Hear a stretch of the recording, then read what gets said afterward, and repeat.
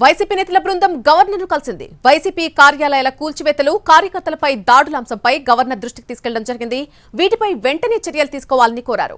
ఫలితాలు వచ్చినప్పటి నుంచి వైసీపీ కార్యకర్తలపై దాడులు జరుగుతున్నాయని అన్నారు వైవి సుబ్బారెడ్డి. వైసీపీ కార్యాలయాల్లోకి అక్రమంగా చొరబడి భయభ్రాంతులకు గురిచేస్తున్నారని, పోలీసులకు ఫిర్యాదు చేసినా చర్యలు లేవని అన్నారు.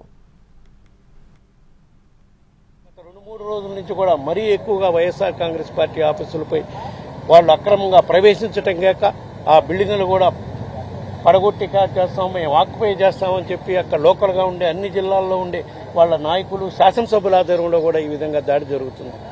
మరి ముఖ్యంగా డాక్టర్ వైఎస్ఆర్ గారి విగ్రహాలను కూడా తగలబెట్టే పరిస్థితి ఈరోజు రాష్ట్రంలో వచ్చింది. ఇంత దారుణమైన శాంతి భద్రత పరిస్థితి వచ్చిన దృష్ట్యా తక్షణమే గవర్నర్ గారిని ఇంటర్వ్యూన్ అయ్యి వీటన్నిటిపై కూడా చర్యలు తీసుకునే కార్యక్రమం చేయాలి అని చెప్పి ప్రభుత్వం ఏ విధంగా కూడా ఎటువంటి విధ్వంసకర కార్యక్రమాలు జరుగుతున్నా పోలీసు వాళ్ళు సోద్యం చూస్తున్నారే కానీ కనీసం కేసులు కూడా బుక్ చేసే పరిస్థితి